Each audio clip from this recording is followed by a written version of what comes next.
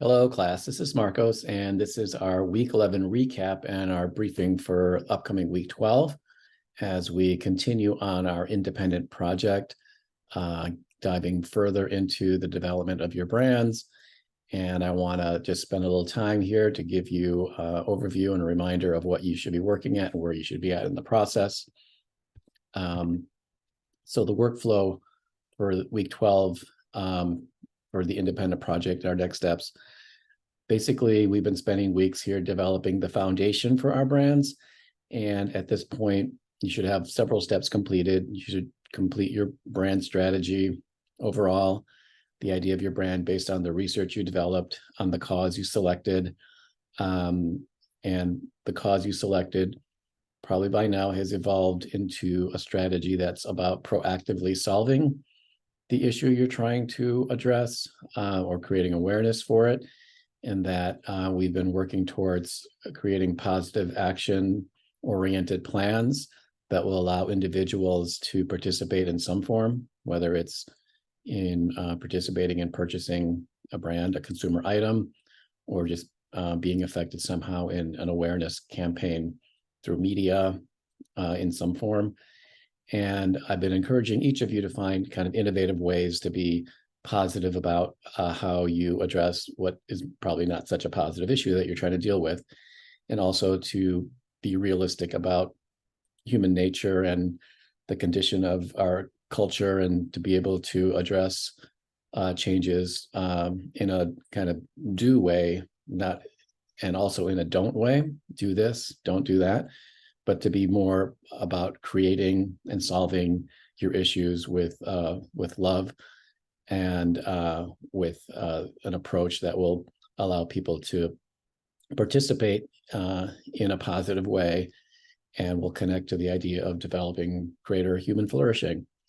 So in that approach, I want you to build your identity of your brand through this idea of creating a personality mood board and creating a visualization of how you envision your brand to be and who's participating in it, and the look and feel of it design-wise, and to do that within the idea of how to utilize your presentation in the best way possible, so that in the finals, when you're setting up the design and the introduction of your brand, you've set the table well in order to allow someone who's viewing your presentation to understand what your issue is and how you plan to approach it.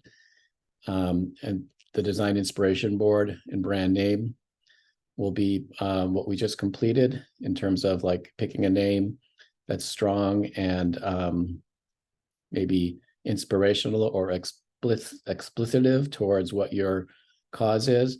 And as we discussed, your brand name can serve a lot of purposes. It may be something that does describe what you're after, or it may be something that simply inspires curiosity or feels good. And just know that your brand name is one of your design elements. It's part of the toolkit of how you communicate, how you verbalize your brand in speaking or in reading, is part of what you want to be able to have control over as you try to build the perceptions you want to build with the brand that you're making. So having that brand name in a solid, confident way, and being able to present it in your presentation, also explain the meaning or strategy behind why you chose that name. Introducing that before you begin to introduce your logo concepts in a way that helps the viewer understand in your presentation what it is that you're trying to do with your overall strategy. So now that we have our names, or most of you have your names down, some of you may have a couple of options, but this is now the time to dive into creating 2 or 3 concepts that include a similar process to how we've been working in this class, which is to create a logo concept theme statement, to have a concept, maybe there's a theme to it in terms of the approach you're taking with your logo direction, having some design inspiration, visualization boards that showcase design tactics, ideas that can help you draw from in terms of the techniques you can use to design your logo through color, typography, form, and also a method that you can also utilize to help in your presenting to get your audience viewing your presentation to be on board to understand your idea, to take them along through your thinking process so that when you reveal your idea, they've already had the groundwork laid for that. And then from there, create a set of options that connect to your overall concept. And doing this in a way that you understand that your logo concept is something that you want to be developing with the idea that it's working within a branding system. Your logo isn't everything for the brand. It is the essence of your brand. It's your brand encapsulated in a small little moment, a small visual that is the flag of the brand. But it doesn't have to do all the heavy lifting.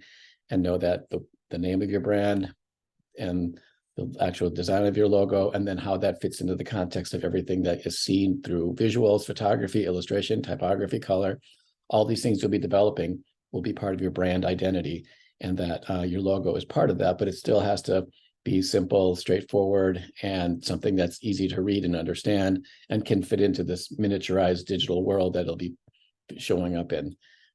So just an overall context before we get into more specifics about your assignment. But basically, we're entering week 12 with 5 more weeks to go in this full process, with about a month of design time. And also know that Thanksgiving will be within week 13, so we have a shorter week there. But basically, we'll be designing our logos, creating our standard touch points, our standards and touch points, our brand standards and touch points, just in general to visualize the brand. And then from there, we're going to create the kind of flagship pieces, the bigger pieces that represent your brand, and dive into it further than we did with our first project in order to complete kind of a thorough presentation of how your brand is going to operate, how it's going to look, and how it's going to connect with people. And then on week 16, we'll have our final presentations in a similar form, where we'll be having guest review critique people, professionals that will be able to provide feedback, and that will be entering this process unknowing anything about what we've been working on, giving you the assignment to be able to tell the story of your cause and your issue, and then reveal how it is that you're going to approach that in a solution through the design of your brand. So as an example of what we're doing, back to our approach for our logo design, this is just a snapshot of the assignment we've been using as sort of our template standard example assignment for the SUM mental health awareness and project that from a few years ago in this class. And this just showcases how the foundation on the first top row here has been set in terms of the naming, the design personality, the design inspiration you've developed so far, like in terms of how you want to be able to set the tone for your design, for your brand. And then the 3 rows below it represent 3 different concept approaches. So you have concept 1, concept 2, concept 3 here on the left. Each of them have a theme: trustworthy and intimate, or approachable, or calming and soothing.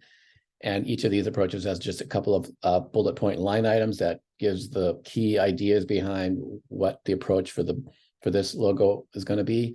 And then each of them are supported with a mood board that visualizes design techniques that can help express the ideas within the concept, and then be able to inspire you towards how you can approach your idea. And then each concept has 2 different iterations of how that can be done. And for each of you, you might be doing this in a different way. For this student specifically, they had kind of a general idea of the look and feel and kind of stuck to the same typography as the base typography here, and then developed different nuances within that setup. That's not the way you have to work. That's just the way this student chose to work. More likely, you may want to be more versatile than this and diverse in your approaches, to explore different ways of looking at how type and color and form can be used. So with each of your approaches, I would encourage you, in the way that we worked in the last class, to do something that might be more expected, something that might be more unexpected, and something in the middle, utilizing different typography, different approaches.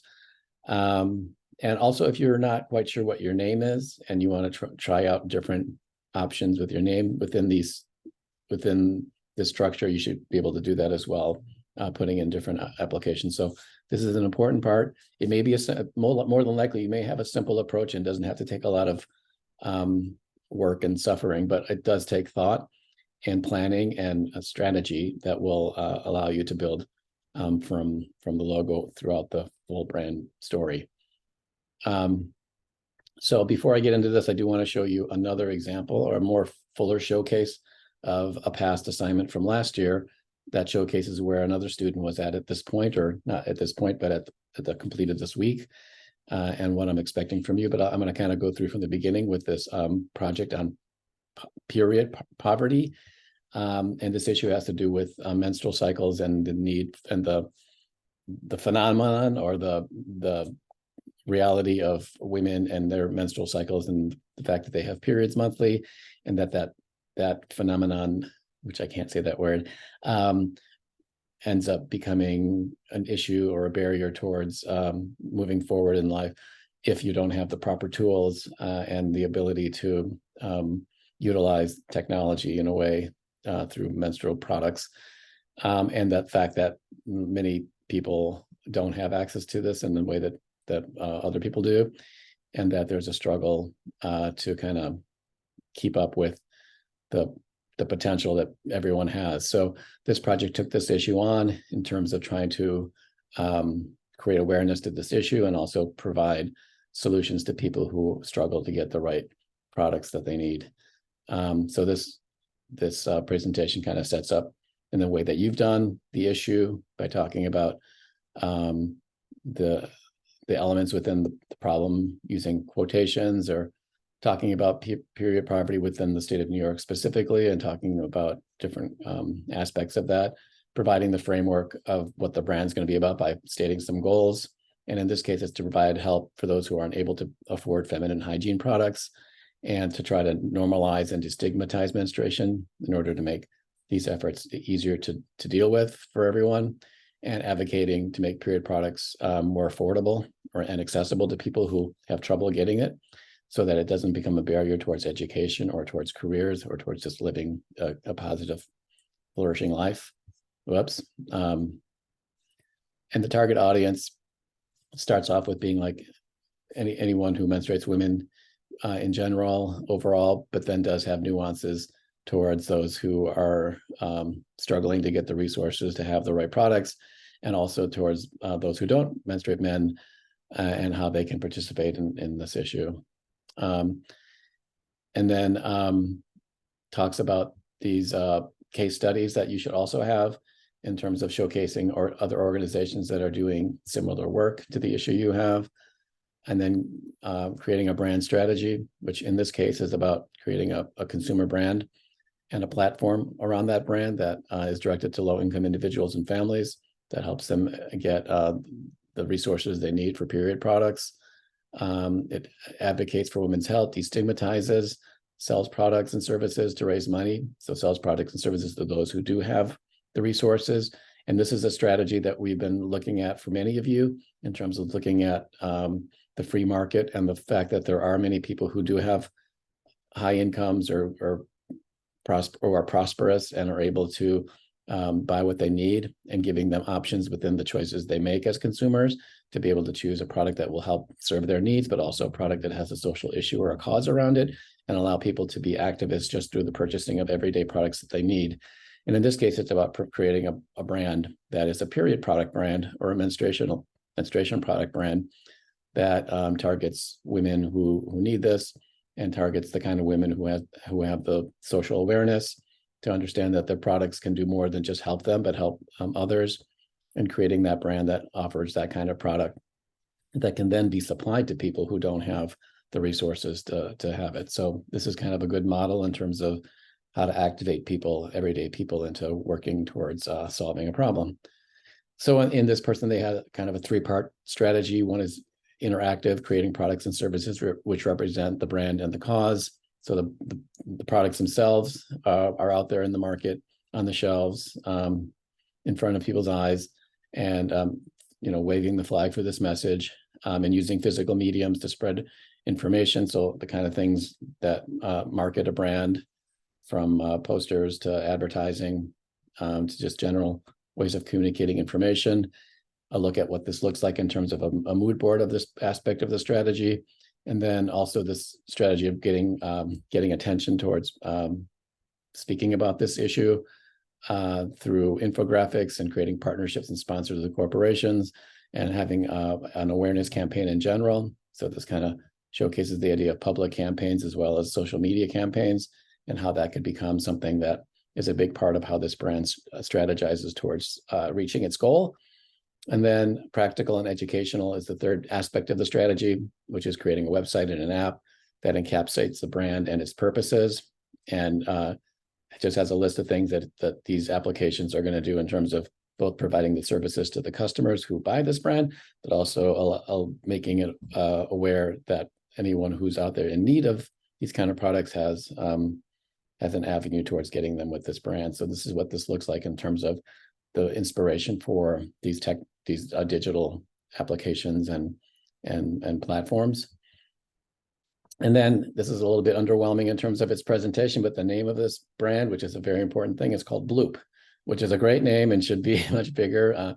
But this is the idea of kind of creating a name that has the strategy of being approachable, feeling contemporary, and having a positive feel to it, and connecting a little bit towards the idea of periods with the kind of sound of a drop, the onomatopoeia sound of a drip, and having this exclamation mark as even part of the text that allows for this kind of excitement and positive look at of a period, rather than seeing it as something hidden and not able to be discussed. So the design personality is kind of this positive, active, modern woman who's on the go, who's activist minded, and has to do with working together and being unified, and also being inspired by other brands and similar with similar goals, like this Thinks brand. And then the design inspiration is about kind of creating this positive and inspiring view of how to package and present a brand that's based on period products, focusing on the color red, but still having a positive, inspirational tone of voice or tone of vision. A little bit of inspiration towards the logo overall, thinking about the idea of typography or how to utilize simple little elements within a typographic treatment, or even maybe is there a possibility with this red drop that can visualize the period in some way, or even like infographics. So as we get into this is the part now that we're working on now. So this is about creating logo concepts that have kind of a theme to them. So the direction one, the theme for this logo concept is simple and friendly. It's about clean and straight to the point. It allows the brand name to do the talking. It relies on the name Bloop as being a big element, and it's a universal design that feels approachable and accessible. So a little bit of specific visual inspiration towards how this can look through color and form and type. And then a couple of ideas of what Bloop could look like based on the concept and based on the design inspiration. We have this form of logo for option 1A, and then 1B is slightly different, providing kind of a first approach towards the brand identity. Then we go to number 2 out of 3. This one's fun and lively. It's dynamic and loud. It stands out from the other brands. It's bold and eye-catching designs and colors. It's youthful. It's making a topic that is typically taboo, easier to talk about. So it's about being approachable. So this is the visuals, which is just a little different than the first option, maybe a little more enhanced and a little more fun in terms of the way the typography is treated, a little more nuanced. So creating a little more of this look to it. And in some cases, you might do these themes and these ideas, which kind of makes sense in the inspiration form. Then when you see them, you might be a time where you can say like, okay, that did seem fun, but maybe this is too much. Like what this to me indicates is you already have kind of a fun and gimmicky or a kind of a idea that already has a little bit of a wink to it. So to do that again with the way you treat the typography kind of shows us that that's like frosting on frosting rather than frosting on cake. And it's a little too sweet, a little too much to have this kind of fun on top of fun. So this helped us decide that direction 2 was maybe not quite the way to go. And then clean and contemporary is the third option, mature, but still approachable, reliable and dependable, neutral and calming color palette. So it's like maybe toning it down a bit from the first one, creating a little more neutral feel to this, a little more mature and proven look to it. But at the same time, still not giving up on maybe having a kind of a unique treatment of typography that points towards being contemporary and hip. So this is the result of that. These 2 options. So we have 6 different designs, and then we're looking towards creating touch points in the next part of the process. And of course, very important, have your thank you page. Always be grateful, students. That's what you're learning in this class. Being grateful will lead you to success. So that's why thank you pages are so important. Okay, so that was a showcase of the assignment, and here's a snapshot of what you're trying to do. So let's work hard to get this into a place where we're able to really look at different levers of how this thing can look, and then decide which one kind of works best. I placed the assignment on Canvas, and there's a link here that takes you to the Google Drive. And I want to remind everybody to please be continually updating these Google Drive postings, because this is going to be something that I look at when I try to remember how you did through the process and giving your final grade. I'll be looking to see that you went through the processes and that you're following the directions. And even if you got a great idea for a logo now, still put it within this format, work backwards if you have to, so that you're fulfilling what I'm asking you to do, because that is the way I'm going to utilize the grading system the most. Does it look cool and hip, or is it kind of ugly and cheesy? That's part of it too, but not very much. I'm more interested in you guys being able to follow this process, do it step by step the way I'm teaching you to do it, and then posting it in these drives, so that when I look at the history of your work, I see this process, and the A making machine is ready to spit out an A for you. So keep feeding the A making machine and giving it what it wants, because it's hungry for people who listen to directions. Okay, so Tuesday, next week overall, we're gonna have a repeat of the format from this last week, where we'll have our individual meetings on Tuesday via Zoom. Everyone's been great about this, but be ready to be on time, be ready to dive in, because the 9 minutes go so quickly, and I want to make sure I give you as much as I can in order to help lead you towards the next step. And so at these meetings on Tuesday, I'm not expecting you have the full set of logos designed, but I want you to have a good amount done that we can respond to it. And I can give you guidance towards getting you able to set up so that in our group meetings on Thursday, you've got your options and we can discuss that and finalize that. Those of you who don't have names yet or are still in the development process, I need you to reach out to me, and I need you to ask me, show me where you're at, so that when we get to Tuesday, we're not talking about which names. So I need you to take responsibility for that if you're still considering what to do. Okay, so that's it for week 11 recap and week 12 briefing. Reach out to me as needed, and I will see each of you guys on Tuesday. Have a great week, and we will see you then.